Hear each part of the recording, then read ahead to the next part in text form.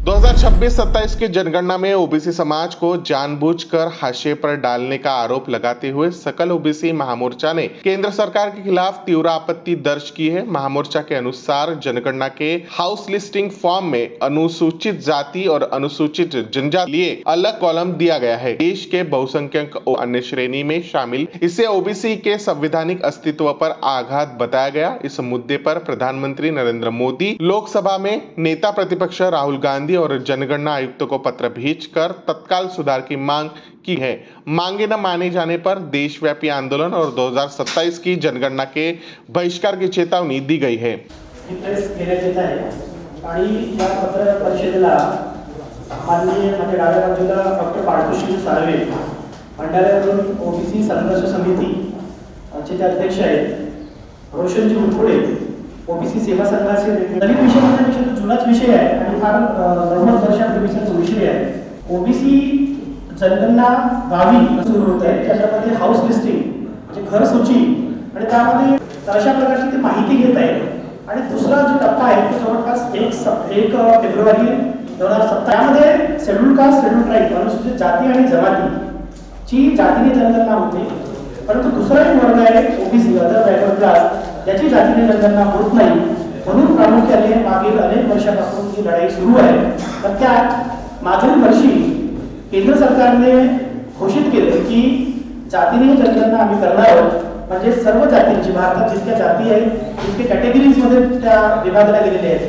EWS असेल, OBC असेल, SC ST असेल आणि अदर क्लास, तर ह्या सगळ्यांची जातीने जनगणना होईल असं त्यांनी शासन यावर सुद्धा मानत नसेल तर आम्ही आंदोलन करू आणि तर पूर्ण भारतभर आंदोलन होतील।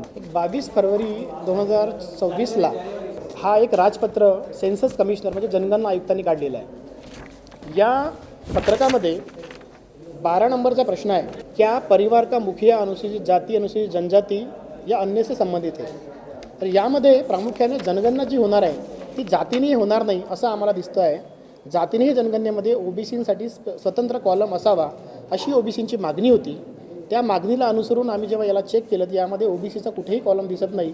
यावरून असं दिसते की केंद्र सरकारने पुन्हा एकदा घुमजाव केलेला आहे आणि ओबीसींना गायब करण्याचा एक मोठा प्रघात दाखवण्याचा प्रयत्न सुरू आहे। आम्ही आता आमचं चेतवण्याचं काम सुरू आहे, जागवण्याचं काम सुरू आहे। ओबीसींना जागवून आम्ही काही निवडक व्यक्ती दिल्लीला जाऊन खासदारांच्या भेटी घेणार आहोत। यामध्ये प्रामुख्याने विरोधी पक्षनेते लोकसभेचे राहुल गांधी यांचीसुद्धा आम्ही भेट घेणार आहोत आणि यामध्ये हा मुद्दा कसा लोकसभेत जाईल आणि लोकसभेत विचारला जाईल याकडे आमचं लक्ष आहे। आणि त्यानंतर लगेच महाराष्ट्रभर भारतभर आंदोलनाची भूमिका सकल ओबीसी महामोर्चा आणि इतर संघटना घेणार आहेत। या नक्की UGCचा मुद्दा शासनाने जो काही केलेलं होतं ते मुद्दा SC ST OBC EWS आणि सर्व जे काही वंचित घटक आहे यासाठी चांगलंच होतं, कारण एक कोडिफिकेशन होणं गरजेचं होतं। रोहित वेमुलाची केस झाली, पायल तडवीची केस जी झाली, त्यानंतर काही कायदे तयार झालेत, पण त्यानंतरसुद्धा सुप्रीम कोर्टाचं निदर्शनास असं आलं की भरपूर साऱ्या आत्महत्या होत आहेत आणि त्यावर काहीतरी कडक नियम तयार व्हावेत अशी सुप्रीम कोर्टाची मनशा होती। त्यावर जे शासनाने केलेलं आहे त्यामध्ये मी फार डिटेल वाचलं नाही, पण जर का ते ओबीसीचे आणि SC STच्या कामाचं असेल तर नक्कीच त्याचं आम्ही समर्थन करू।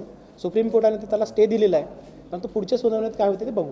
सवर्ण विरोध करतायत म्हणजे नक्कीच त्यांनी ते विरोध करू नये ॲक्च्युली, कारण हे विद्यार्थ्यांच्या हितासाठी आणि हा जो मोठा वर्ग आहे, एक 85% वर्ग आहे SC ST OBC, हा वर्ग शिकला पाहिजे, उच्च शिक्षित झाला पाहिजे, यासाठीची ते एक प्रकारची प्रिकॉशनरी मेजर्स आहेत।